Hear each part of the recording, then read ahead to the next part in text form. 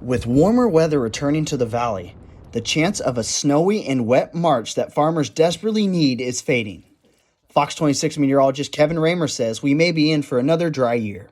In the last decade, we've only had 2 different years that we actually got our 100% snowpack, and right now we're way behind on snowpack. In the record-setting month of December, the snowpack was at 165%. Now it is 35% below normal. For farmers, rain is a short-term solution. Snow is what really matters because the snowpack replenishes the groundwater supply that they rely on in the dry years.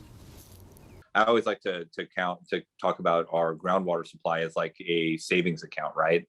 If you think of a bank account, your groundwater is your savings account. And, if you're getting surface water brought in, if it rains and you're able to, have surface water delivered to you, that's like a checking account. But when we have to keep pulling water out of our savings account, that's a huge problem. And CEO of the Fresno County Farm Bureau, Ryan Jacobson, is coming to terms with a dry March.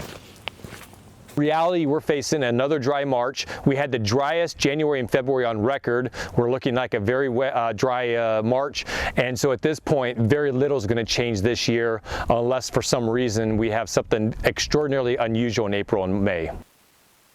If the dry spell continues, farmers could be in for another tough year. In Easton, Rhett Rodriguez, Fresno State Focus.